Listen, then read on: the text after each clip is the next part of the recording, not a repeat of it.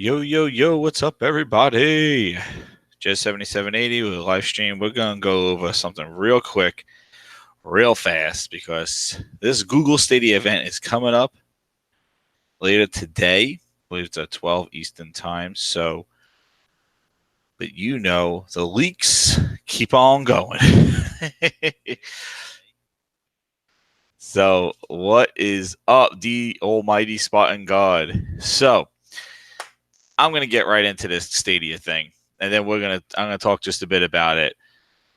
So what released today, leaked today, and Google's going to specify this. So take this with a grain of salt still, but this is pretty much. And our friends up in Canada have have done God's work in leaking stuff. Sure, no problem. D, yeah, post the link. Yep, post the link, no problem. What's up, Mog? How you doing, man? So Google Stadia's pricing leak. So we know that they're having their Stadia Connect today. And basically, what it's going to be the details of the pricing and some of the games that can be part of their streaming service. As we saw it back in when they announced it back in, I think it was March. The what Stadia is this Google streaming service, and what Google is going to do, and basically the competition where everybody sees what Microsoft xCloud is going to be doing and things like that. Yeah, and I put the link also in the bottom below. Thanks, D. Yeah, so basically, Stadia is going to. They had a controller they showed, and they're going to be able to stream this to Chromebooks, anything with Chrome browser, and the biggest thing to get it on your TV is a Chromecast. So that's basically what they're going to. The mechanism of how to play this thing. So the subscription price is leaked today, and before the conference and or their event, and basically what it is they're saying that, and this is in Canadian, I believe it's $11.99 Canadian per month, which I believe is probably going to be $9.99 I bet, US or something along those lines. And this will give people to access to some Stadia games at 4K resolution, 60 frames per second. Other games, especially newer ones, you will have to buy. So the subscription price only includes kind of the old games, the games in the subscription model, those that deem part of the subscription. However, any new games, you will have to buy those games. And then they're saying in 2020, Google is going to launch Stadia Base Plan, which is going to limit the resolution to 1080p. Now we'd be paying for resolution now. 1080p resolution, and I believe 30 frames per second. It doesn't say in the Kotaku one, but I've been seeing 30 frames per second. The Founders Edition for $169 coming this fall, Canadian, which probably is going to be maybe $150 US, is going to include a Chromecast Ultra, a Stadia controller, and a 3-month subscription, and Destiny 2. Which Destiny 2 is one of the games. And some of the games that they announced are going to come from this leak. They haven't announced it yet. What's up, Callie? How you doing, man? And Sam Ash. They announced the games Doom, Assassin's Creed Odyssey, which is last year's game, the new Tomb Raider trilogy, so the 3 Tomb Raider games, and the Division 2, a part of the launch lineup. Minimum internet speed requirement is 10 megabytes per second. Download and 1 megabyte per second upload. All right, and this is from Jason Strider, and this whole streaming battle that is coming up with PlayStation Now and xCloud, which Microsoft will release probably the details on Sunday's event. And now Google Stadia. Everybody was afraid of Google coming into here. So this is my take on it. And I posted some of this on Twitter. The thing is that this is the same exact model that the NVIDIA Shield and the NVIDIA service has been doing for the last 4 years, I think, or 3 years. It's got to be about 4 years. So when you had an NVIDIA Shield or the NVIDIA Shield tablet or NVIDIA Cloud over on your PC, same thing. You paid $7.99 a month, so theirs was $7.99 a month, and you got a bunch of games that were included in that subscription. Then there were games in that system when they would come out, they were streamable, but you would have to pay top dollar, $49.99, $59.99 to buy those new games. And you actually had to be part of the subscription in order to buy those games. The caveat was that they also, and this is for NVIDIA, they included the Steam key. So when you bought the game, you basically got the physical or the digital version of it to use in Steam. So you were kind of buying the game, but in the $7.99 that you were subscribing to, it was giving you the ability to stream that game on NVIDIA Shield. So you see how it is. It's not that your game library is automatically streamable. That's local streaming. If you're going to be using somebody's service, like somebody's central cloud, you're going to be paying for that. And Google says, your base plan, your $7.99 plan is going to cover that cost of basically you, or $9.99 plan, or $11.99 Canadian, is going to cover the cost of using their Google Cloud. And then that will give you the privilege to buy games, to stream them. Now, whether they're going to offer physical version, like the digital codes of those games, so you actually could play it offline and you own the game in Steam, that's something to be seen. But if it's and I said this so many times before. What's up, Jemiah? How you doing, man? Nobody is paying $60 on top of a monthly subscription to stream a game. See, it just seems that this whole streaming thing and pricing thing is all off key. If you want to stream something, Google, if you want to stream something, you're giving it to people who don't want to invest. These people don't want to buy consoles. They don't want to buy a PC. They want to click on a YouTube game and be playing a game that maybe their YouTube brethren are playing. They don't want this cost. So why would you expect that kind of gamer, that kind of person who you're targeting who doesn't want to commit to the hardware? How can you ask that person to pay a monthly subscription and pay to play $60 to play a game? Like, oh, Papa Steele, it's $11.99 Canadian for this base subscription, which is going to include some games in the streaming for 4K. Then next year, they're going to have a free one. Just to recap, they'll have a free one, a base model next year that's going to be limited to 1080p streaming, and that's going to include some games for streaming. Remember, just like Game Pass, just like PlayStation Now, just like any other subscription model, the developers, the publishers need to deem that game to be streamable. Like, they had to say, well, we will put the game in your service, just like Game Pass, just like games with gold and things like that. It is all up to the publisher to say, we will put our games in your service. When we figure that we have maxed out our sales or we have seen that opportunity, now we will put it in your streaming service. So that's the issue is that you're making this available to casual people who don't normally play these type of Assassin's Creed Odyssey. And you're taking those people and you're saying, well, now you don't want to invest in a console to play Assassin's Creed constantly, but why don't you invest in our service and our game? They're still costing money. Like, this stuff still costs the money. And the market that you're targeting, if you're targeting a mobile market now, also from the leak, it's saying that this is not going to be available on phones day one. A lot of it is going to be driven by Chromecast. So the only big way to get this on your TV is through Chromecast. Now, we're talking crazy here. And this is the other thing, like on all this streaming stuff. We're talking Bluetooth. Now, I think they're using Wi-Fi controllers to the Chromecast, like Wi-Fi on the same network. But even if we're talking about xCloud with Bluetooth and iOS with Bluetooth, we're talking, you got streaming, you got the internet, your internet, you got Chromecast display. Like, I know if I beam my Chromecast to my TV, there's a delay scrolling if I mirrored my screen with Wi-Fi Direct or whatever the hell that is. So we're going to be playing games over the cloud through streaming, beamed to a Chromecast. Oh yeah, dudettes. This goes to All the people that are saying streaming is the future, streaming will live and die by price.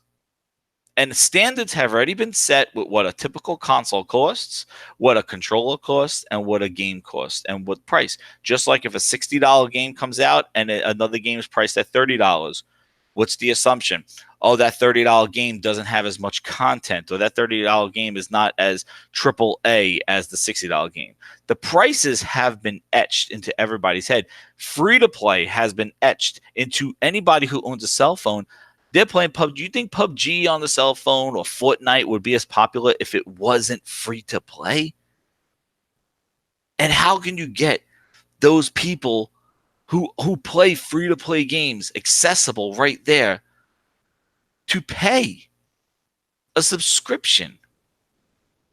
Like, I just don't understand. And this model here is just like the Nvidia Shield, and I'm thinking Microsoft is going to have a similar model, and I think it's going to have a similar model. I think Microsoft's going to have, you're going to have your Game Pass like base plan, like streaming, but when new games come out, third party games, you will have to pay to have those streamed.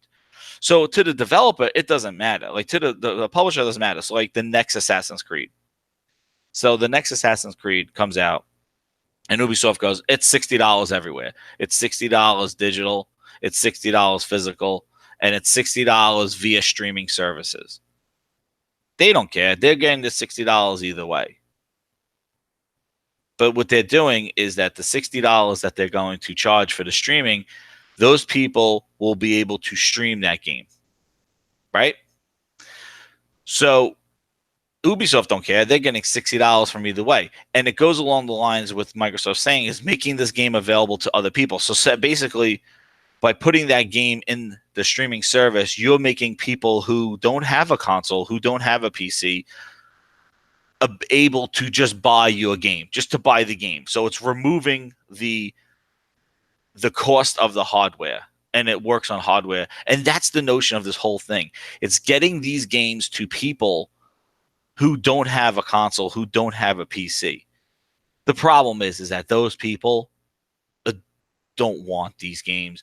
Those people are not going to pay $60 for a Google Stadia controller. They're not going to pay $60 for an Xbox controller. They're not going to pay $60 for a PlayStation controller to play Assassin's Creed on their phone, because they are playing free-to-play games fine and dandy with their fingers, with their touchscreen. And I don't think people are going to play Assassin's Creed with 15 buttons all over a screen. That game is not simplified for mobile, and that's why people are like, oh, well, there's touchscreen for streaming. People are not going to use virtual buttons of what? 1, 2, 3, 4, 5, 6, 7, 8, 9, 10 analog 6 and D-pads, like 15 buttons all over your screen. So my take on streaming is that it is going to be live and die by price. And I think a lot of people who are jumping on the bandwagon going streaming this is it, this is the future. There are a lot of factors that need to be taken in for this thing even to take off. And I don't know if it's people that are just kind of saying, well, Microsoft has given up on the console, or Microsoft is really not focused on console. Streaming is the real battle. It's not. It's not. The only way streaming is something that might be useful is if you play that game at home and maybe you're in a cabin somewhere, or you're waiting for something and you just want to keep finishing a game or something along those lines, and your library comes with you. But I still think it's going to be a cost. I don't think Microsoft is just going to come out now, going to Microsoft because they have this xCloud thing. I don't think Microsoft's going to be like, hey, your 350 games that are in your library, they'll just stream for free. Just stream wherever you want to go for free. And I think maybe that will work PlayStation style, that you stream from your console, like your console could stream outward, like that thing. But I don't think Microsoft's just going to let you just use their cloud for free nilly, and just say, hey, you own the game, so you could stream it wherever you want. I think there's going to be a paywall. there's going to be maybe a $6 a month one. Hey, $6 a month, you stream these base games plus the games, some games that you own when they come in today, you could stream those. Like, there's so many things right now with streaming that whether it's going to be timed, are you going to be able to stream for an hour, buy an hour for $5 or something like that? Yes, and T games remote play is free on PlayStation. It's because it's not using any cloud stuff. It's basically using your home Wi-Fi and just broadcasting it to your phone or to your PlayStation. Plus, it also requires the need of having a console. It's not abandoning the console. But the thing is that I like PlayStation Now's model over this model that Nvidia does and Google does, because PlayStation Now, you basically pay your monthly payment and you get access to stream all the games streamable, plus you could download them natively. Okay, so you're streaming to a PC through PlayStation Now without a console, or you PlayStation, and they had it where you could stream to the Vita, you could stream it to your Sony TV, and they pulled away from that. And I think they pulled away at the same time that they released PlayStation 4 games, because I don't think they wanted somebody to buy a Sony Bravia TV and be able to play PlayStation 4 games without buying a PlayStation 4. So Sony pulled it off of all those other consoles and just said, hey, it's just PlayStation 4 and PC. And I think they kind of got rid of it from that because they started adding PlayStation 4 games to the service. They had it on everything when there was just PlayStation 3 stuff, but it was around the same time. Yeah, and Brian V, I agree. The net neutrality, the data plans, like 5G. You think 5G doesn't come with premiums and stuff like that? Like, come on, people not just going to let you just sieve off of data to play Assassin's Creed on your cell phone over a mobile network. Nonetheless, go to a crowded place like a train station, an airport, a public place, and watch how quickly your internet, Wi-Fi or mobile, just drops because everybody's there. There's so many factors that could affect your experience. Maybe 10 years from now, my thing is that I understand that this is the groundwork, and there's going to be price changes and all this stuff. I will look at Stadia as like how like Tesla is, like how dynamic where they are with just like, hey, we took $1,000 off, or we're adding free supercharging. They're just trying to adjust to the response of the market, and I think this has room to grow.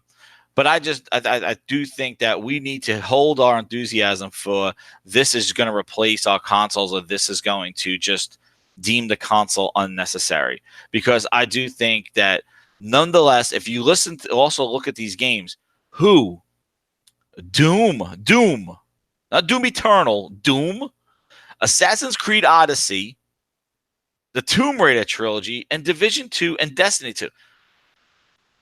You need exclusives, and maybe that's what's going to happen when they do this, that they're going to have exclusives. But it's all about the content. And I think the only thing that Microsoft does have leverage over with all these services, PlayStation Now and Google Stadia, is that Microsoft has sold the roost and has committed that their Xbox Game Studios games will be in Game Pass in a subscription day one, which nobody else is doing currently. Everybody else is like, if you want these games as part of the subscription, you'll have to pay for these new games. Third party is not, and that's another reason why Microsoft is not getting brand new third party games day and date, because they're not going to do that stuff.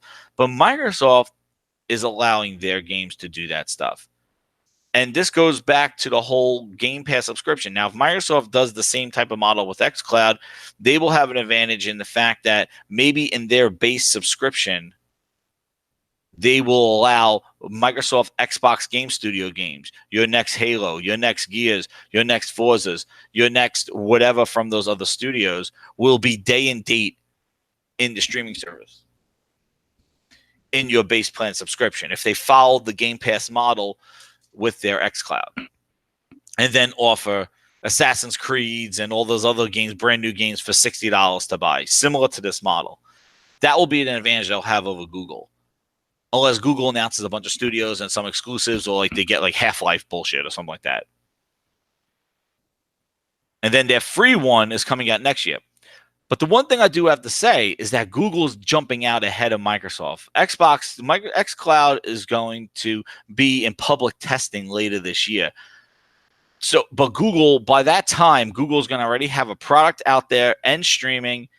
And also, by next year, they'll have a free service for 1080p. Already out to the public, ready to use with Chromecast that everybody has, with Chromebooks and Chromebooks that everybody has through Chrome browser that everybody uses. Google's going to be out there this holiday, where Microsoft is still doing public testing. So Google could kill streaming before even Microsoft puts its foot out the door. People have such a bad taste with this streaming model, and the fact that I got to subscribe and then I get the privilege to buy a full price game to stream, and streaming's just like, it's okay. Then I got to buy a $60 controller to do that. And everybody can hate on this shit, streaming stuff from Google, before Microsoft even spits out the word xCloud or names the official name of xCloud or whatever it is. So this is dangerous for Microsoft, and the fact that Google's model right now is already just getting trounced on Twitter. Like this is just a leak. So we'll see in another hour or so what this really is.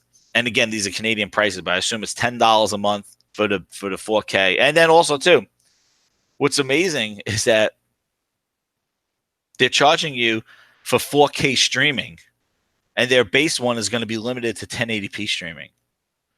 But all that quality streaming is based off your internet connection. So if you're paying for 4K streaming of games and your internet connection is bad, you're not getting 4K 60 frames a second. You're getting the ability to do that if you have that connection, but you could be paying for something that you probably might not utilize depending on your internet connection. It is total. That's why I mean there's so many variables on this shit. That's why I don't understand. And I understand it's the new thing. It's about investors want to know, as they come to a next generation, how are more people going to buy your games and how you're going to be profitable. And I think this streaming seems to be the PR talk of like, yes, our games are not going to be just limited to the consoles, and we're going to do this all over again and install base. We're going to be having our games available from the beginning and all this other stuff. But keep in mind, these consoles also would have backwards compatibility, which means that their install bases of 100 million and 40 million or so will be coming with them. So they're not starting at zero like they did at the beginning of this generation, where nothing came over from the previous generation. But this model is the same as the NVIDIA Shield model. And NVIDIA Shield is the same thing. You subscribe and you get it. The only difference with the NVIDIA Shield was that when you had the privilege, or I'm calling the base subscription of $7.99 a month, to buy a game, $60 outright, you also received the digital code, so you own the game through Steam. So you were paying $60 for the game, which it never had Steam sales and stuff like that, but you were able to play the game on Steam if you canceled your service. At least you had the game. And basically the $7.99 a month, just like Google's base plan, was getting you in the door for the privilege of using. You got some base old ass games, plus you got some time trials of new games. Like, oh, here's an hour of a brand new game, but then you got to buy it. And that's another way. I think streaming is a good way of testing out a game, like, seeing if you would like it. That's where I could say, and see, Glorious War says, buffet model is unsustainable. I agree. Because a $60 game, a movie is not $60. Max $25 a movie, and that's expensive. But the buffet model doesn't it doesn't work with games, in the fact that games are usually much longer experiences. They're not a quick 60, 90-minute show. Some can, like indies and stuff. Like, I think a buffet model is good for like indies, because I think it's bullshit that indies come out and they're asking $25, $30 for an indie game. That's horse shit. But I think an indie pass would be great. I think a streaming indie pass. Streaming $60 games that have DLC and complicated controls, no. Streaming and a buffet model work with indies. And if you look at Xbox Game Pass, the games that people go, oh, I wouldn't have bought that anyway, and it's in my Game Pass. That's where I think this should have started.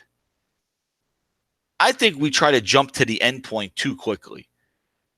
I think this should have started as a preview indie subscription, that an exploratory venture, and then built its way up to getting bigger games into it. That's the thing. I think by saying, "Oh, we're throwing streaming. Here's the biggest game, Red Dead Redemption streaming too." It's like, oh, and that's why I kind of like the PlayStation Now model, and that PlayStation Now, currently in its state, does not compete directly with Sony's lineup. Sony still maintains a PlayStation exclusive console model and releasing traditional console games, and has PlayStation Now similar to Games with Gold and PS Plus games, where older games that you may have missed, games that on backwards compatibility on PlayStation 3, older games, it complements. So you could own PlayStation Now and still experience God of War and all those games day and date when they come out. So PlayStation Now allows you to stream, and it allows you to get games in a subscription. I think that is a good way of complementing it. You're not compromising. You're not saying, well, the next game is going to be in our subscription model, so therefore it might have to have some sort of subscription. The way it's designed needs to have some sort of kind of hook with it. You know, my fear of Gears 5, that it's going to be this big ambitious game, but guess what? My takeaway from E3 is that big ambitious game going to be there day one? Is Gears 5 the ambitions and all the features and all this amazing stuff that they might show, is that day one? Or are you going to give that to me over the course of 6 months? That is my huge takeaway, because that defines Microsoft's vision in making you buy Game Pass subscriptions and making all their games a subscription model, which they have committed to, rather than just making a great game day one and making a skeleton of a game and giving me piecemeal shit over the 6 months. That's my biggest problem with the subscription models. Don't make games for the subscription. That's the problem. Don't make games for the subscription. And I hope devs don't say, well, I'm putting my game in this streaming service and this streaming service. Nobody's paying $60 up front. So what they're going to do is go, you know what? Let's make our game $30. And I don't like this subscription shit. Is going to affect game design. It already has. Loot boxes and all this other shit. Free-to-play game models have affected game design. Just look at the recent update for Call of Duty. Look the update for Call of Duty. All the new content, and who else did this? Who else did this? Halo 5 did this. They had this amazing free content. Everybody's like, "Oh my god, free content! This is amazing." The every monthly update was free content, but Halo and Call of Duty put it behind the loot crates, put it behind the requisition boxes. So all that awesome new model of the brute hammer, or the awesome new gun, or that awesome new vehicle, it was free. But guess what? You would have to play the game or buy requisition packs to hopefully unlock it and get it. Now, Call of Duty's doing the same thing with their new weapon. Oh, we got a whole bunch of new weapons, 15 new weapons. But they're not there day one that you could select them. No. They're behind loot boxes. So you have to gamble to get the new content. That's a game built for a service. And you think that the Call of Duty all map packs are free and all this other stuff? Remember they said that with Battlefield 5. Remember that was the big thing. Call of Duty still had a season pass, but Battlefield 5 didn't. Everyone's like, oh, Battlefield 5 doesn't have a season pass. This is amazing. Free maps. How have those new maps been? How's been that DLC for Battlefield 5? It's fucking forgettable. It's forgettable. You pay to play. There's things. Nothing is free. All right. Just walk along a boardwalk. Walk around. Free test samples. Free sample. Yeah, it's a little ass sample because they want you to buy it. Nothing in life is free. So free map packs, free services. Look, go a Stadia base plan, free. The 1080p limited. Guess what? You're lucky you get 1080p with your internet connection. And then they want you to pay for 4K streaming.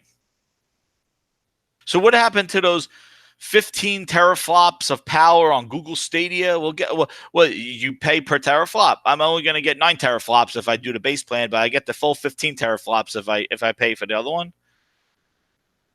And I heard from Jez Corden, like, Microsoft might have something similar to that.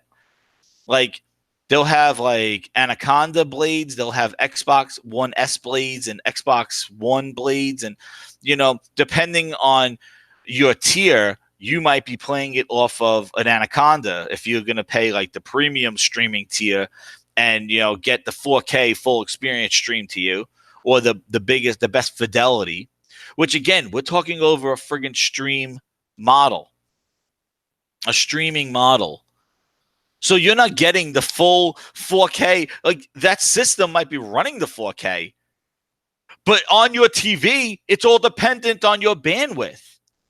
So they can say, hey, we're streaming 4K 60, we're streaming 4K 500 frames per second.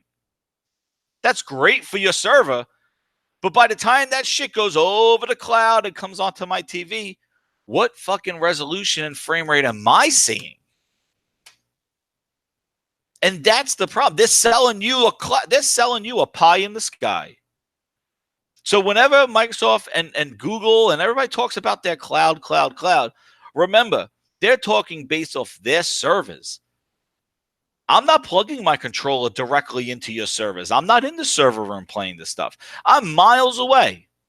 And you're going to send me a video stream all the way to my internet, and then I'm going to control the video, because that's what you're doing. You're not controlling the game. You're controlling the video stream.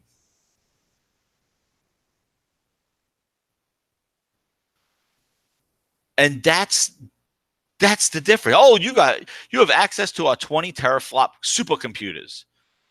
That's great. I'm glad I have access to them. But you have a 4 megabytes down. Well,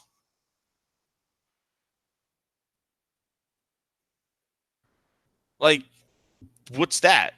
What am I seeing on my I might be seeing 720p 60 frames per second, or it fluctuates. I tell you from the NVIDIA Shield, like, you're playing at 1080p and all you're doing is looking at that bar go up and down. Like, okay, well, I got 1080p, it gets sharper, then it goes 720p, then it goes at 1080p.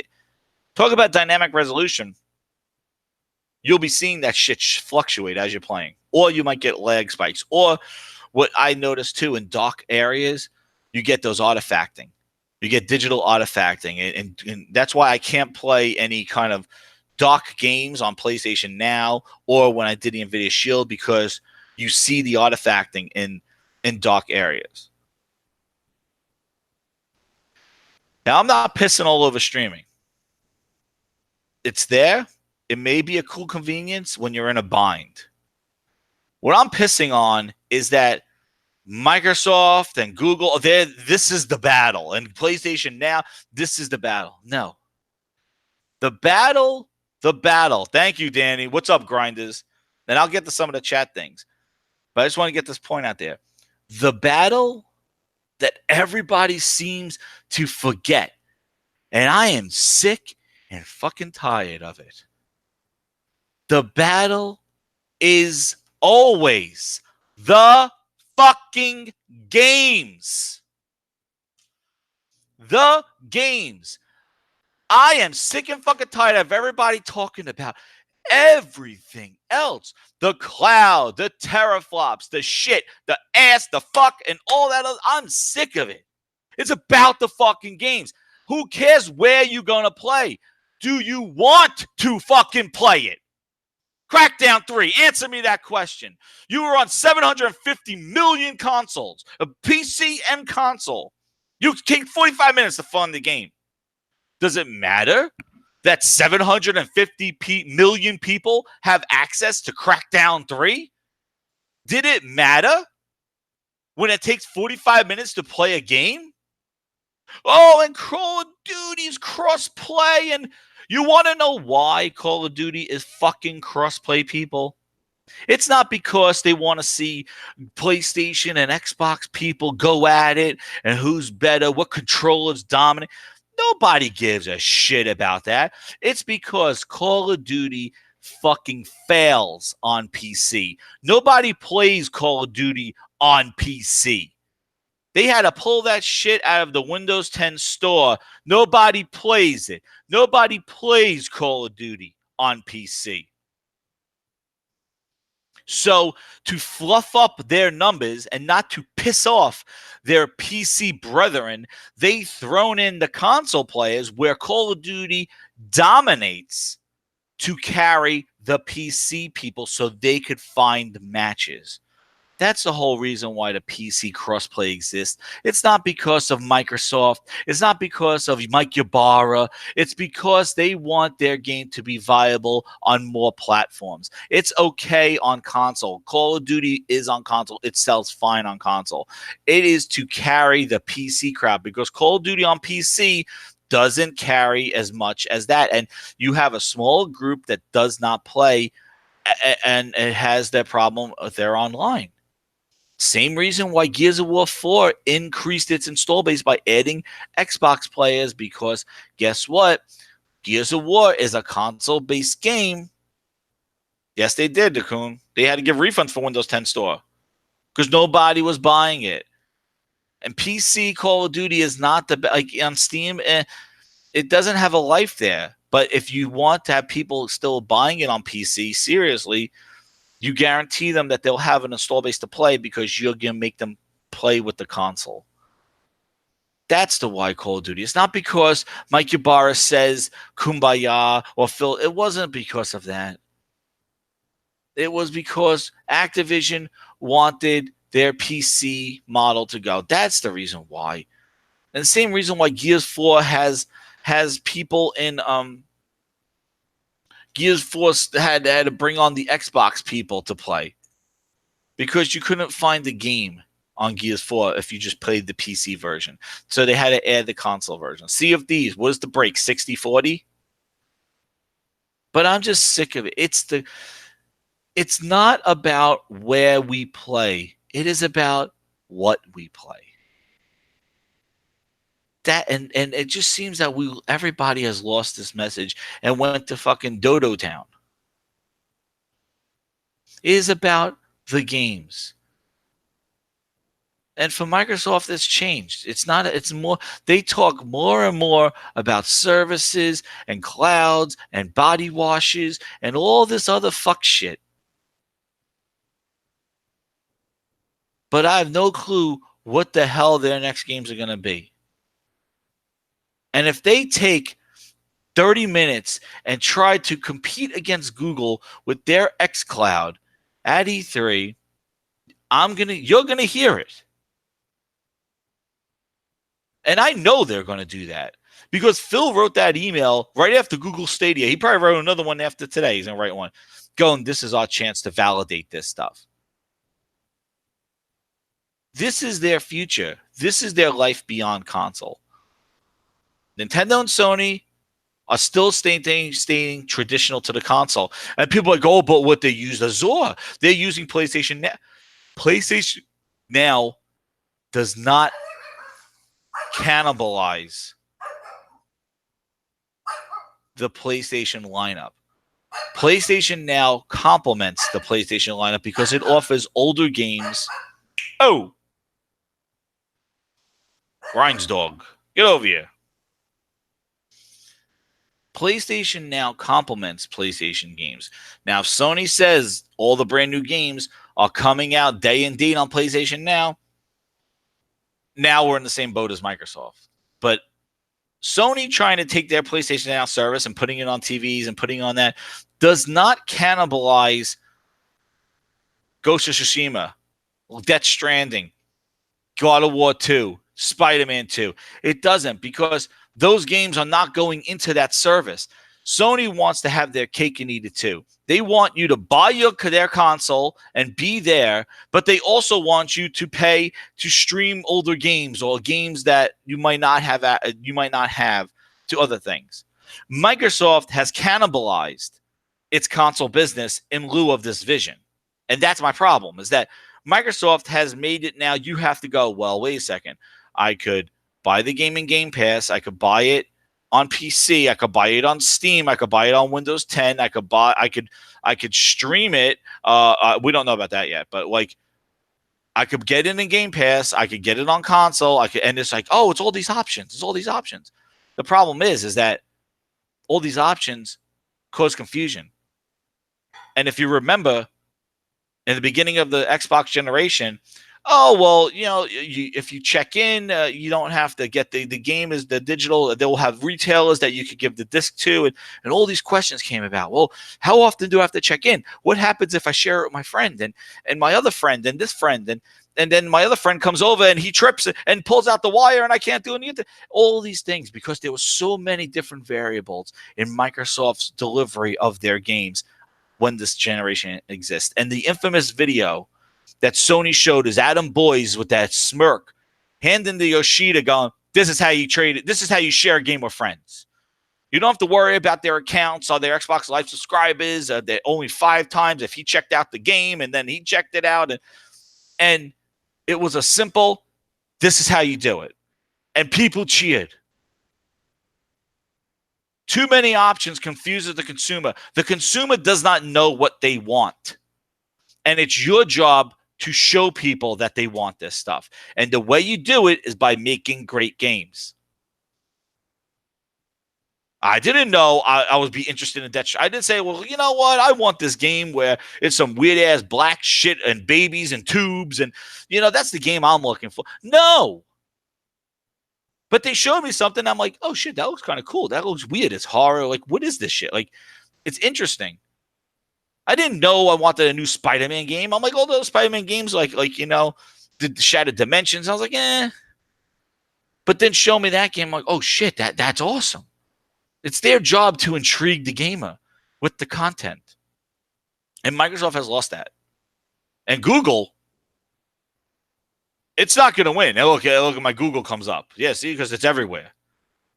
But you're not going to win this thing with Doom, Assassin's Creed Odyssey. Shut up, Google. You're going to lose. Doom, Assassin's Creed, the Tomb Raider trilogy. Shit's been like $15 on sale. Nobody. Division 2. They got to come out with exclusives. It's about the content. And who cares? Like, what happens if they're like, hey, Doom is streamable on Google Stadia, and then Microsoft goes, we got Doom 2 on xCloud. It's like, who cares? And that's where Microsoft does have the leverage, because they have committed their lineup. So I give them props for that one. But, at what cost to the console gamer? They basically cannibalized the need of a console, or the want and desire for a console. You could still buy it and still have it, but I'm just saying the public demand for your machine has diminished since you have basically said all your games will be everywhere. Day one. Day one. Day one. Day one. That's the key. Day one. Because the people that are most interested, the hardcore, the most important people, those are the people who buy it on day one. And if this stuff is not there on day one, like Sony, God of War is not in PlayStation Now. So stop saying Sony's doing the same thing as Microsoft. They're not. Google is not doing the same thing as Microsoft. Microsoft is the only one selling out their games for this vision. So get that through your heads right now. Nintendo, Sony, Google are not doing what Microsoft is doing. Microsoft is throwing their games into subscription model day and date. They're putting their games on multiple platforms day and date. Nobody else is doing this. Not even third-party publishers are doing this. Okay? That's the thing. That's because I forgot to say hit the like button. Like it, dislike it. This is your Grinds on Gears. Thank you, Mog.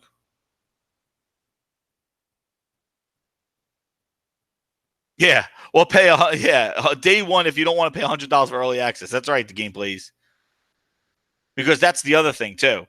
You pay more money to play early because you know Gears 5 is going to have that $100 ultimate. And again, I'm going to say it again. Well, maybe E3 is going to say this, but I really think that Gears 5 is going to be distributed over a couple of months. And I think that if you are a Game Pass subscriber, similar to what they're doing with Halo Master Chief Collection, if you get Gears 5 through Game Pass, you get all that content. If you just choose to buy Gears outright, you basically have to buy a season pass. And they're doing that similar model with Master Chief Collection. If you bought Master Chief Collection, you have to pay for the Halo Reach, Firefight, and single player. However, if you got Master Chief Collection through Game Pass, you get all of it. It's included in your Game Pass subscription. Because you're basically paying already. Your subscription is basically paying for the DLC or paying for the season pass. And I think we're going to see more of that. And that's the way that Microsoft's going to differentiate whether you buy the game up front or if you're going to subscribe to the game. So basically, they just roll the season pass into the Game Pass. And that will get more people to probably subscribe and guarantee that this. And that is a better deal, especially if you buy a lot of games. The Game Pass route to get Gears, if that's the way it is, or Master Chief, than buying the game outright. Because you're basically getting the season pass rolled into it. But if you only want to buy that one game a year, you pay for that. Again, it's options, but it's a decision that you got to make that other consoles don't do it. And I agree, the $15 indie pack.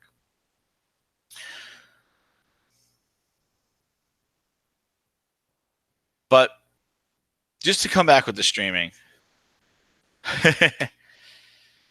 this streaming feature is too many variables, and I don't think it's going to be free. And Google, in this leak, have shown that there's going to be a base that's free, and there's going to be a subscription, and then you're going to have to buy games.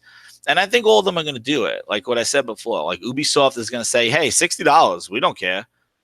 We'll put it on Xbox. We'll put it on PC. We'll put it on, we'll put it on Xbox, PC, PlayStation, maybe a Switch, and we'll put it in all the streaming services." For a publisher, it doesn't matter because it's now they're giving their game to everybody. But guess what? That game is $60 everywhere. So the streaming, you'll pay $60 on your cell phone to go play Assassin's Creed, the next one. Ubisoft don't care. Ubisoft's not going to take the next Assassin's Creed and put it in the base game and just give it for free. Basically, give it for free. They're not going to. Yeah, that's right, the Kuna. I'm a little fast, so I'm gonna go through some of these chat guys. Hit the like button, subscribe, share out the video. I'm gonna be do more of these things. Maybe I'll do one after Google's real announcement. This is all based off the leak, but it seems pretty there. But this streaming thing, let's all take a backseat because every podcast I listen to, it's just the teraflops. Who's more powerful? Who has the better streaming? Whose cloud is thicker than the other cloud? And all this horse shit. And it's like, meanwhile, I watched that Pokemon thing with my son. He was ecstatic. He was like, it's about the games. I watched that Death Stranding thing. I'm excited for November. I'm excited for November for the Pokemon thing. I'm excited to see what's coming for The Last of Us. I'm excited to see what's coming for Gears. Keep it about the games, man. It's about the friggin' games.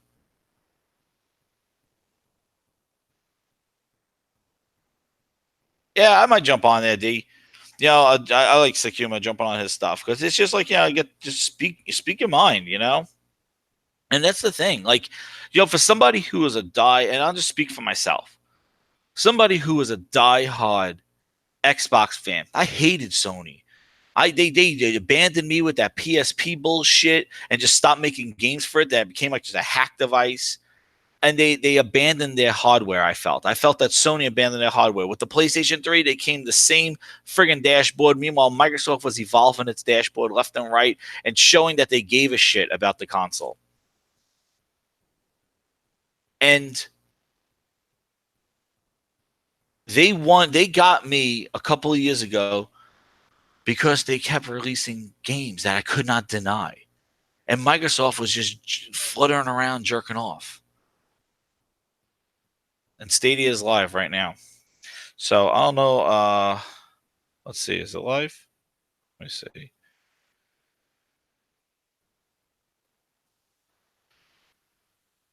Yeah, I think it's going live now. Oh. All right.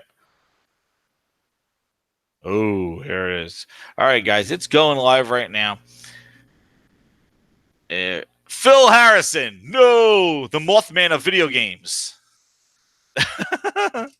Wherever he goes, death follows. Fucking Atari, PlayStation Home, Xbox.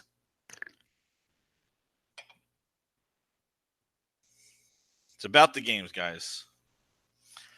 Well, I'm listening to the Stadia Connect. If you want, I can't stream it because I don't have the hardware right now doing this stuff. He's talking about the first wave of games. If you want to stick around, I'll just like watch some of this.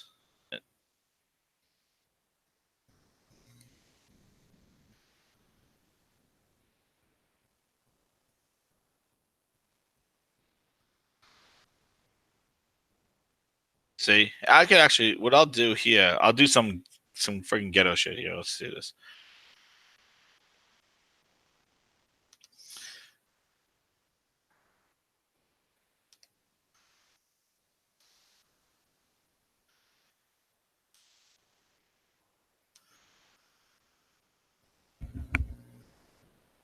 Wait, let me see if I could do Pixel smartphones. Really?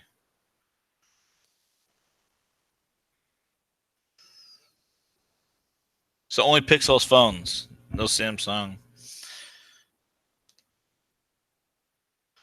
Grab your control. That's the problem, dude.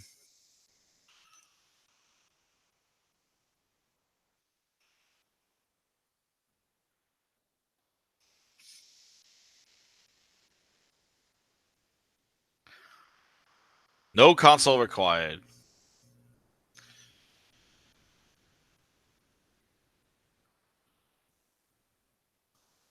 Here's the first wave of games. I'll mention them. So they're mentioning right now it's like the need without a console, just grab the controller, which that's a cost of entry too, $60. Here are the launch games. I wish I could play this on this, but I'm doing. Oh, here we go. A worldwide unveil. See, now what it said is about the games, man. Let's see what this is.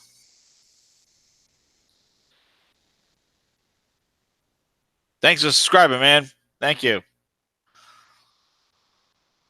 Ooh, it's some night game. Let's see. CGI.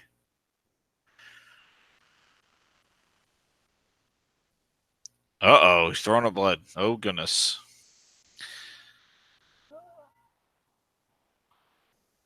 Oh, shit, transforming. It's like a zombie. It's a wolf? What the hell? Oh, wow, this is crazy. Some crazy CGI here. What the hell? He turned into a friggin' squid. All right. And now he's floating away. This is a new game, a worldwide release. Let's see what this is. Baldur's Gate. They said it. Baldur's Gate 3. Exclusive Larian Studios on Google Stadia. And now they're talking about it. So there you go. Baldur's Gate 3.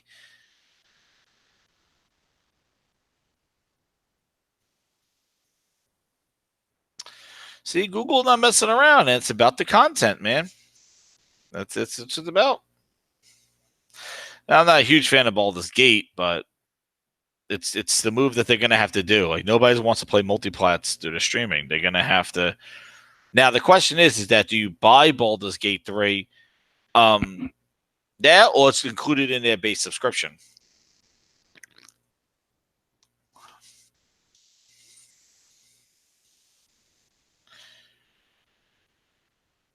But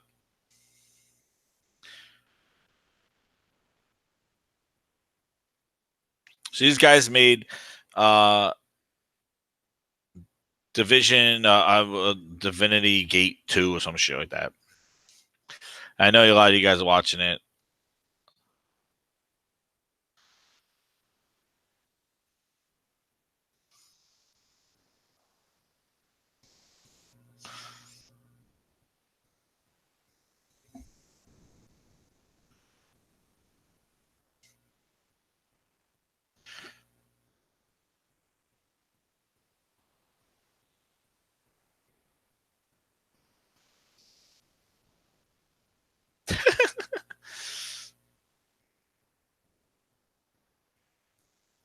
No, it differentiates based on your internet connection.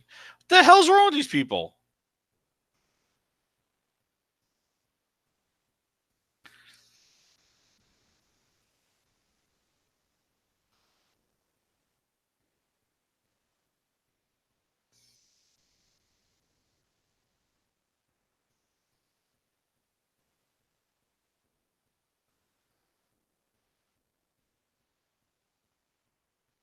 Oh, hey, they're talking about the internet connection. 4K HDR 60 frames, 5.1 surround sound,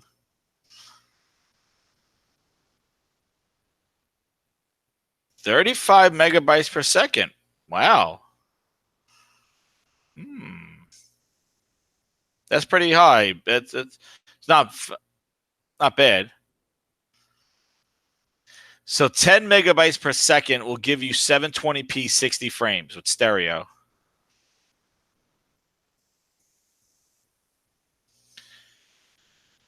So 10 megabytes gives you 720p, 35 gives you 4K, and about 20 gives you 1080p.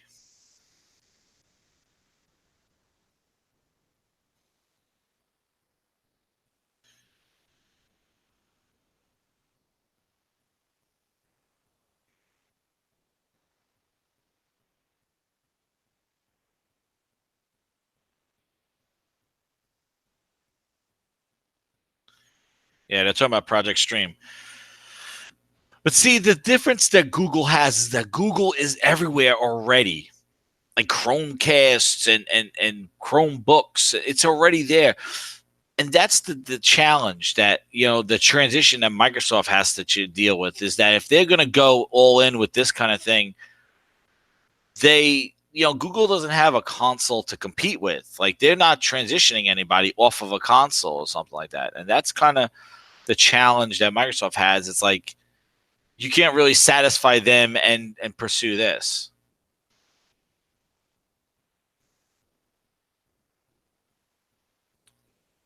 But with that Baldur's Gate thing, I want to know if that's part of their subscription, like day and date, like Microsoft is doing, or if that is something where you could buy Baldur's Gate through Stadia exclusively for $60. There's their Stadia controller. Let's see, did they say how much that thing was?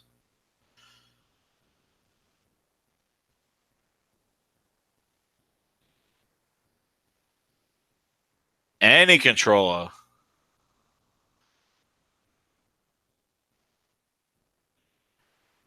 Chromecast. Chromecast Ultra. Just download Chrome. Wow, even tablet. Hmm, just on Chrome. Any screen that runs Chrome.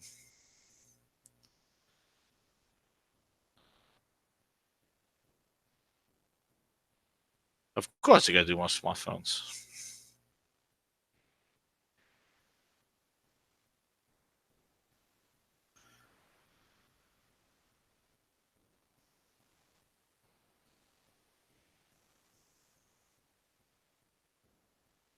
And how much that Stadia controllers costs.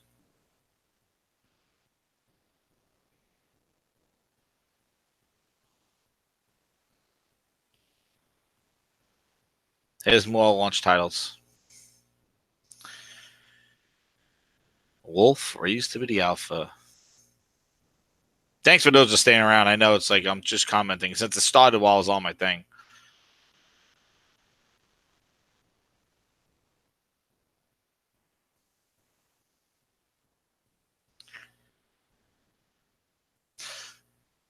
So these are some more launch games for Stadia. With some guy talking about hunting. This, yeah, this is not no Ghost Recon. What is this thing?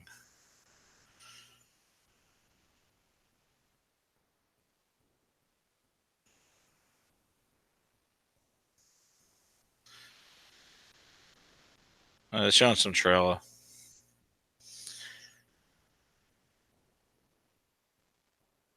It's Ghost Recon. I think it's Ghost Recon. Ubisoft always the launch for everything, you know. Ubisoft is that's probably what it is. We'll see. Maybe not. Whoa! Oh yeah, it's Ghost Recon because it's the guy from Walking Dead and Punisher. I think it is Ghost Recon. Yeah, the wolf. Uh huh. Yeah, Ubisoft is at the launch of everybody. They always show a game.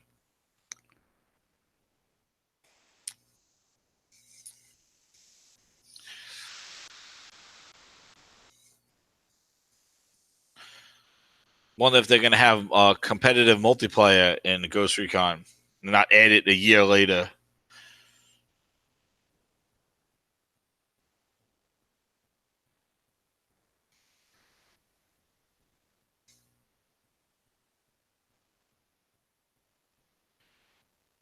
Yeah, this is.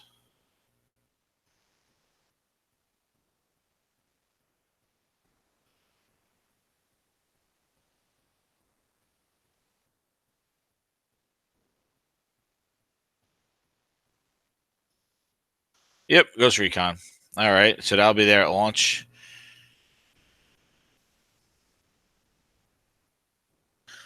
Yeah, I wish I could have had this thing playing and do the stream, but I decided to do my thing on another computer that I don't have that set up here. And rather than trying to share my screen and have this thing all laggy, might as well just watch this thing and just comment. I appreciate you guys sticking around.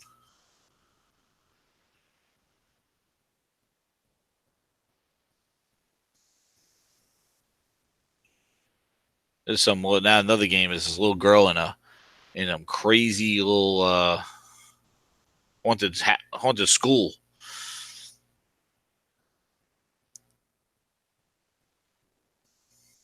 We see you. Ooh.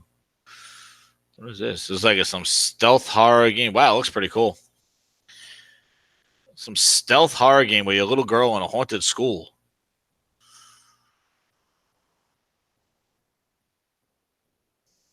It's like Little Nightmares, the 3D version. Whoa, has like a little cartoony look on the girls thing, but it is scary looking. Like it's like basically like it's like a little more like a Silent Hill. Whoa, did they have like who's making that? What is this? Guilt. Tequila Works. Huh. They, see, they're just showing some game. Moonshine Studios. Yeah, it's another game. Guilt looked pretty cool. Looked like a Silent Hill vibe, but not as realistic as Silent Hill. A little cartoony. So this is some sort of management top down get packed. Uh huh. Yeah, see, these are the kind of games that I really hope Microsoft does not show Xbox Game Studio games. Like, it looks like fun online couch co-op, like top down, kind of like real physics going on, crazy 4-player fighting, like top down shooting, like top down fighting. almost along the lines of like a gang beasts. That's what this looks like. This is like a gang beast type fighting. I remember a game like this a while ago. But yeah, like that's nice. Yay! Get packed. Yay! You know, those are the kind of games that I'm nervous if Microsoft's going to use E3 to show. Like, please. That's like Indie Showcase, and here's Division 2. So they're showing some new games, like little ones. Oh, come on.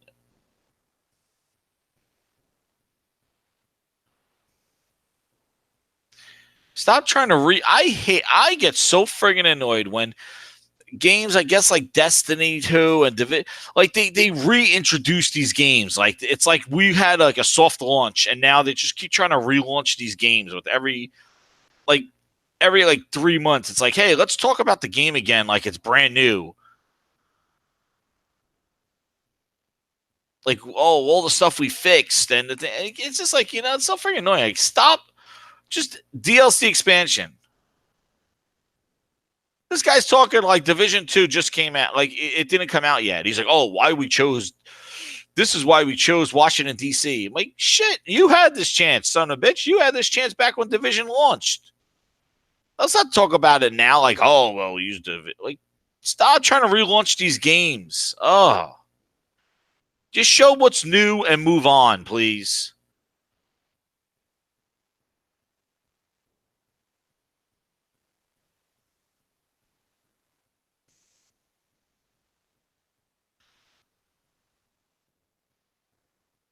Like, oh. Like, it's like we're talking about this shit. What the hell are you talking about partnering with Google? Division 2's on everything.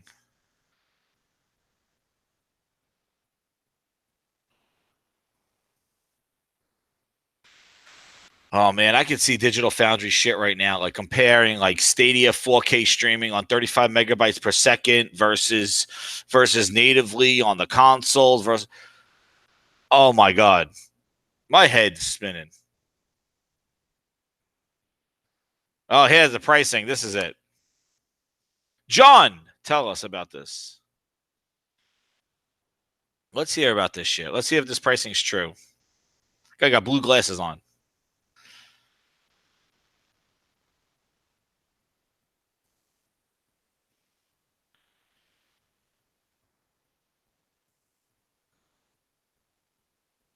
Stadia Pro.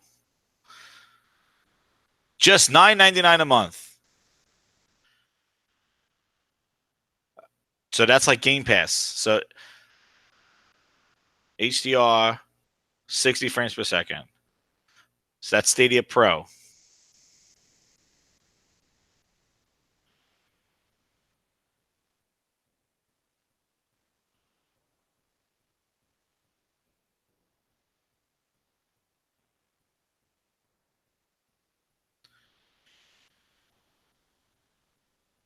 Thanks, Mog. See you, man. Yep, that sounds like the leak is there. So it's Stadia's Founders Edition. It comes with the controller, the Chromecast, and 3 months.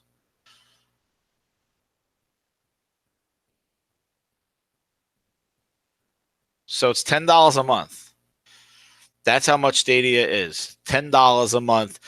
But it says for curated games that they will provide. So it's along the lines of a Game Pass, basically. So you're paying for games just streamed to you.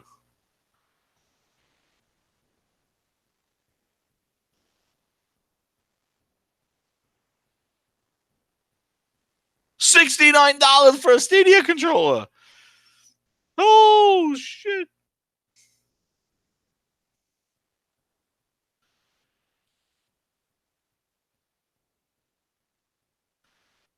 Oh my god. Now you got to do a Stadia name.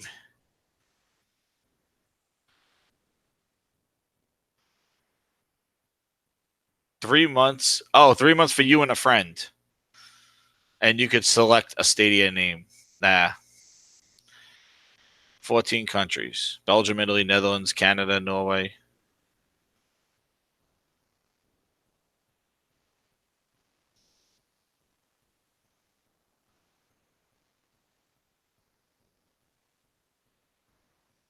So you get the complete Destiny 2 experience if you do this. If you do the Stadia Founders Edition. He didn't say how much it costs though. And now here they go. Let's talk about Destiny 2 like I never heard of Destiny before.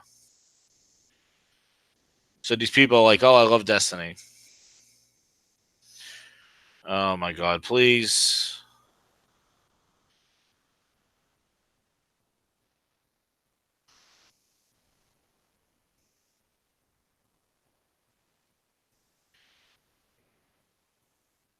Um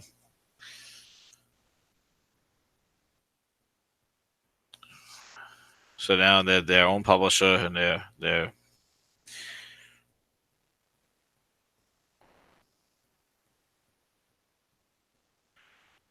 and they mention that it's free. It's going free to play.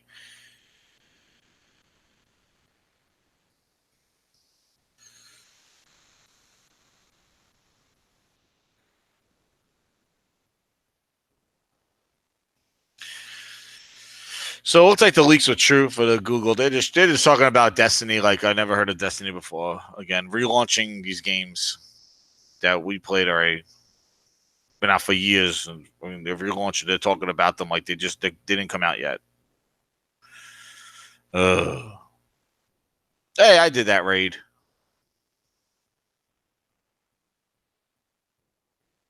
Yay! Now they're revealing the Shadowkeep reveal. Okay. Well, I get this. I subscribe to this thing.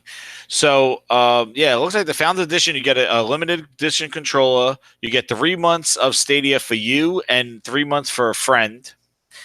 And you get a Chromecast Ultra, which those things are about $70.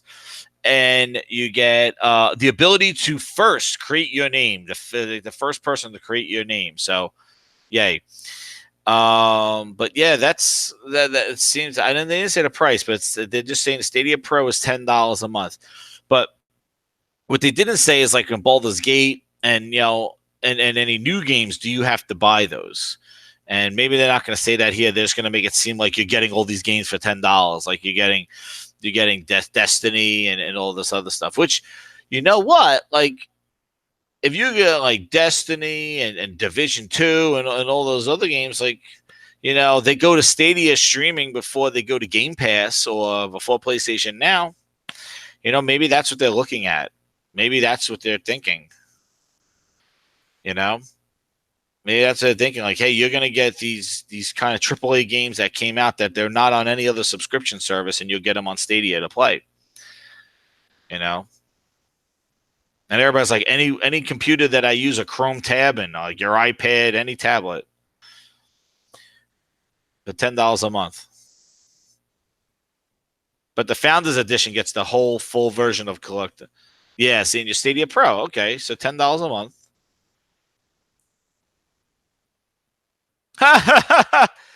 Oh man, that is hilarious. It said at the bottom, it said about like what's great. This is hilarious, guys. You got to hear this thing. That's hilarious. At the end of that trailer, it says you get the base game, all the DLC of Destiny 2, the collection, and then on top of that, right? It says here as an added bonus, you could transfer your Destiny Guardian, and under the bottom, it says transfers from PlayStation 4 to Stadia are pending approval from Sony. Oh, Sony does cock blockers. That's hilarious. Like, so Sony has not committed yet to transfer your Destiny save. That's why I heard, like, with the people saying, as of right now, Sony has not approved it. That's why they're just saying the cross save is now PC and Xbox. But I think it's funny. It just says transfers from PlayStation 4 to Stadia are pending approval from Sony. So they're waiting for Sony's approval yet. So are they going to be douches or are they going to do it? We don't know. To be continued.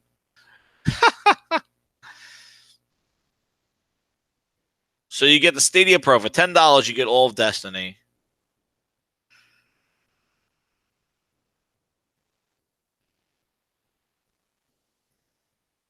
A buddy pass.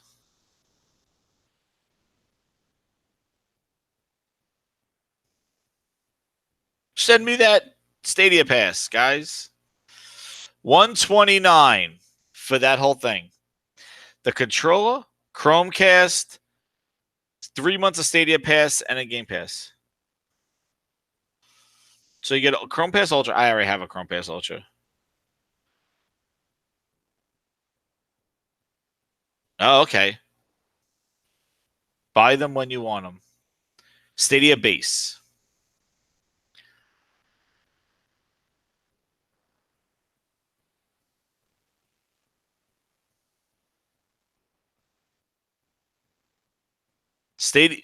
Stadia base. He says you could buy your games a la carte.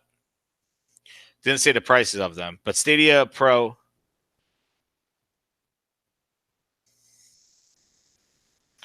It's all the stuff from the leaks.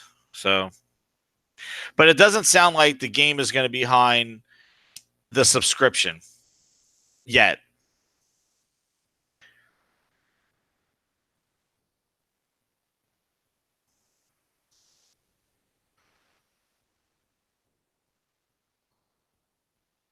Oh, one more collection of games.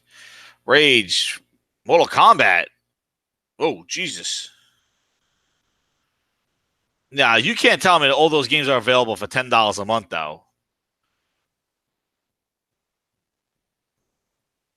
Doom. They show Mortal Kombat 11. Showing Assassin's Creed, Tomb Raider, Rage 2, Dragon Ball, Power Rangers. Wait a second. Are you telling me all these are $10? Final Fantasy, no discs. FIFA.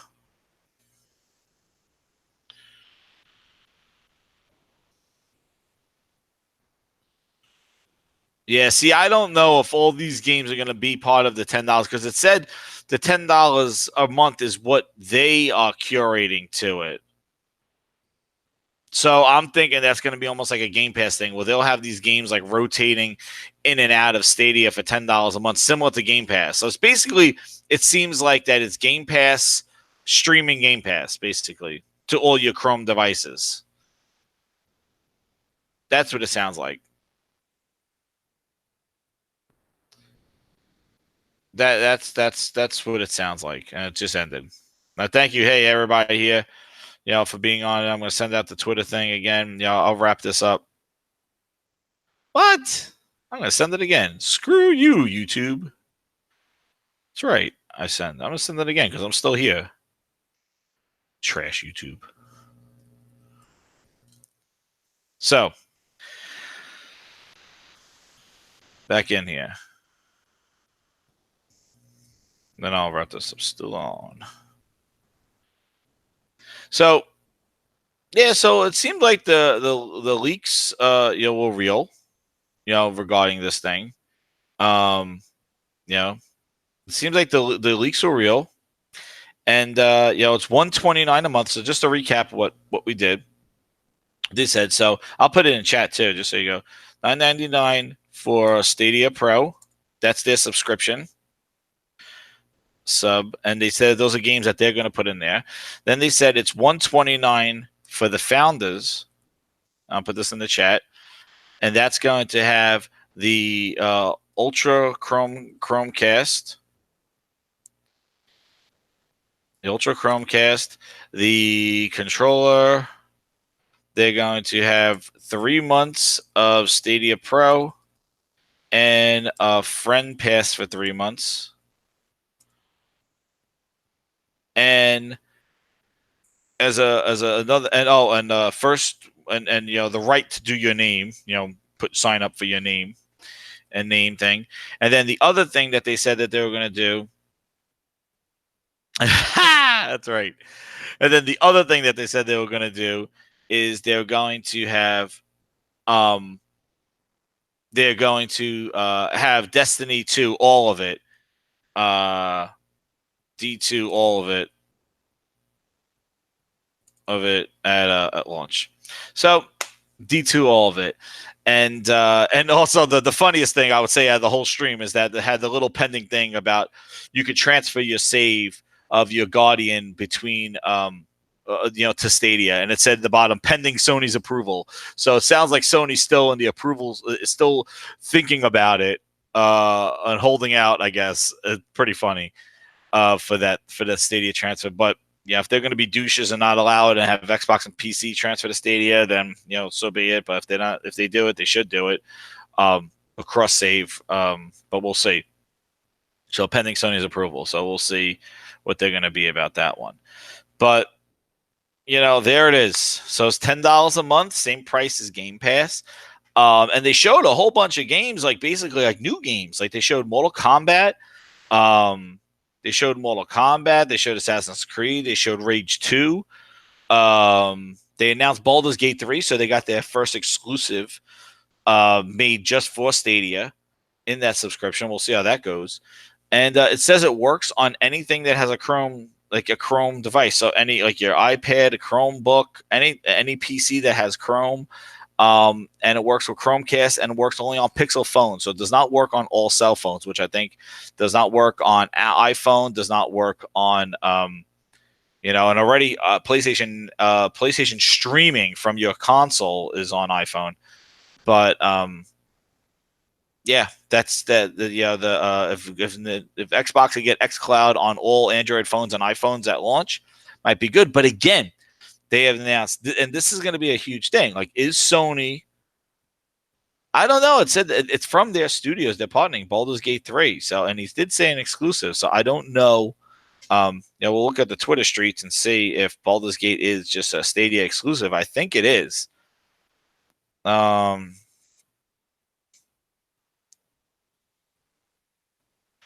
Yeah. And I see some people saying that, $10 a month, it's like Game Pass and Xbox Live Gold built into one. And yeah, $10 a month. But the thing is that I don't know what games are going to be in there. And they did show a bunch of games coming to Stadia, but I don't know if those are going to be there all at launch. And if if the $10 gets you like all this year's games streaming. So we'll see. But the Baldur's Gate 3, let me see. Let me see if I can look up for you guys that stuck around here. I'm gonna look. Baldur's Gate 3.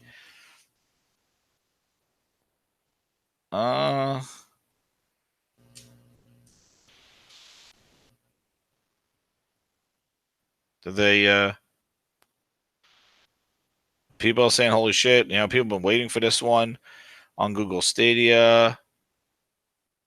People saying I gotta play it not on Stadia. Let me go back and see. Oh, it's also coming to PC? Okay.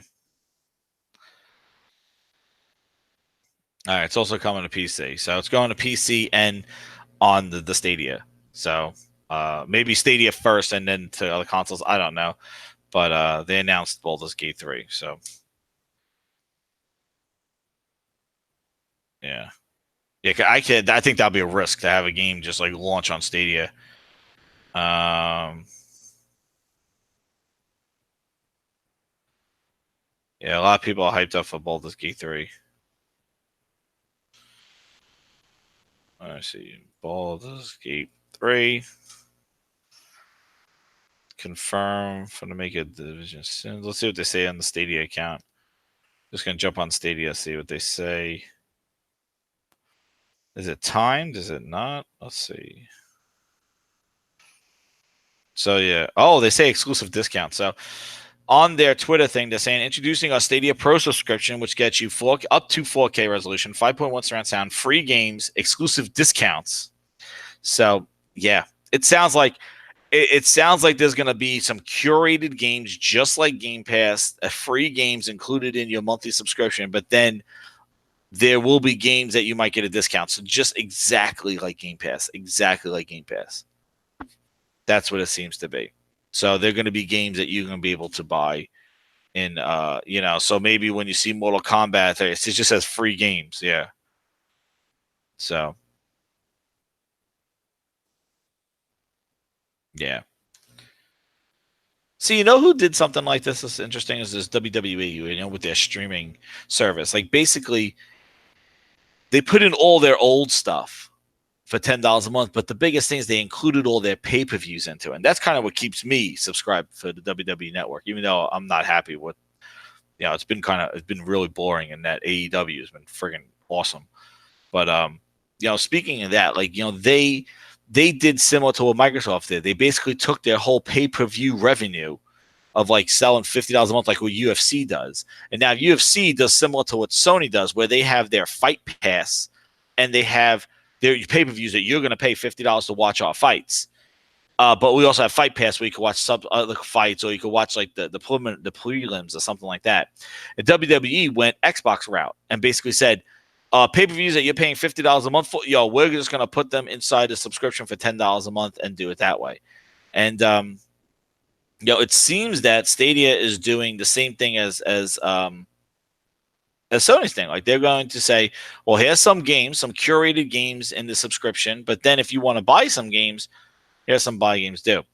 But like I said, when NVIDIA Shield did this, you also got the digital copy, so you could play it offline. The problem is that this solely relies online. So depending if you have an internet connection, depends. Like on their end, you can play it anywhere you want. On your end, you got to find an internet connection. They took care of their shit, They took care of themselves. Like, hey, you can play wherever you want. It's there. But you got to go find a stable internet connection to enjoy the games. That's on you. And, we'll see how that does. But I do think that, I think that the streaming stuff has a long way to go. I think that this is going to be something that's neat. And I said this before, it's neat. But I don't want to sell the roost off of this stuff. And I know Sony said they're going to go hard with PlayStation now. I just don't want them to go the route that Microsoft is doing, where they sold the kit and caboodle and just putting their games everywhere. And, but in order for Sony to compete, though, they're going to have to do it. Now, if Sony kind of uses PlayStation Now and leverages PlayStation 1, 2, 3, and 4 in this service while releasing brand new games for the PlayStation 5, that's the best of both worlds. So if they could throw in all their legacy stuff in a streaming service, and the new games, basically you pay for them on that thing, on the PlayStation 5, that's good. But I just don't like games launching directly into a service day one. And that's my issue. And I think that's my biggest issue. The streaming stuff is really not, to me it is cool, but it's all right. It's nothing that's going to change anything for me. Just maybe I'll play somewhere, or keep the kids quiet here, play this or something like that. But I just don't like games being built directly to be put into a subscription. And Microsoft has done that. That's why I have this, this channel been going off on it, and the fact that I don't like that Microsoft just took all their games and said they're getting launched directly into subscriptions. Because I fear that game design is now going to be affected, and the type of games, the quality of the games is going to be affected by this throwing them in a $9.99 subscription model. And maybe we could see the same thing in the quality of the pay-per-views of WWE. The show is stale. The show is not. Those pay-per-views don't have that kind of build up, that hype, because it's like, you pay $50, you're going to get a show. It's like, it's part of your subscription. So as this pay-per-view, we'll mess around, because guess what? We'll continue it on Raw, and and then the pay-per-view is just sort of like a Sunday Raw, and like maybe the quality has dipped because they just know people are just continuing to pay, and only the subscribers drop. And that's a fear, where UFC is like, we're putting these fights together. I know it's different with scripted and unscripted fighting, but, one's making blockbuster movies, and then the other one is making Netflix specials. So, we will see. Which, by the speed of Netflix, I watched 2 Black Mirrors yesterday. Launched. Friggin' awesome. Great shows. And then they got one more I'm going to watch tonight. But I'm going to wrap this up, guys. I thank you for sticking around. It just happened to stream. It was a short little stream of the Google Stadia. It is what it is. The leaks were true.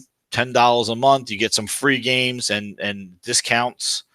And, still, don't buy a $300 controller. Yeah, I know it's different than a $300 console as opposed to a $60 controller, but it's a $70 controller. Yeah, exactly, Kun. Yeah, UFC you buy the sub ESPN Plus, but then and buy the pay per view. Yeah, they don't have their pay per views rolled into their pass, which and wrestling does, and it's yeah. But like that's the thing, like it's not zero barrier to entry, right? You need the device, so you need a Chromebook or you need a tablet and stuff like that. So like whatever those things cost, $500-$600 or $300, or your PC. So you still need a device. It's just usually the devices that you already own, you know?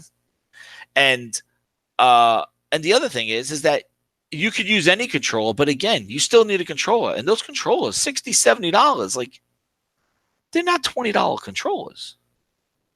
They're Google Stadia controllers, $70. And who knows if you get a worse experience if you use a PlayStation controller or Xbox or some random like $10 Bluetooth controller. Like how like is it good? Is it bad? Like is your experience affected by that? Like third party? I don't know. Like, but it's not zero barrier to entry. It's $10 a month subscription and a $70 controller and a device. So we will see. But their Stadia's thing, they announced Baldur's Gate 3, and now it's Microsoft's show about streaming. And I really hope they don't spend 25 minutes trying to say why they're better than Google, because I think Microsoft, their job right now is to focus. They have an advantage that Google does not have, and Microsoft refuses to utilize it. They have people to make games for them. So Google don't have a lot of native studios. Microsoft does now. And Microsoft needs to focus on the content. That's right. That's right. The gameplays. Like, Microsoft needs to focus on it. Content drives the services. People don't subscribe to services just because they like to spend money. People want to know they're getting value. And one thing while I had you guys on here, and I'm probably going to do another show on this whole topic thing, but let me see if I could get this on here of something that I was listening to, and you'll probably hear this again, definitely. But of course they're going to.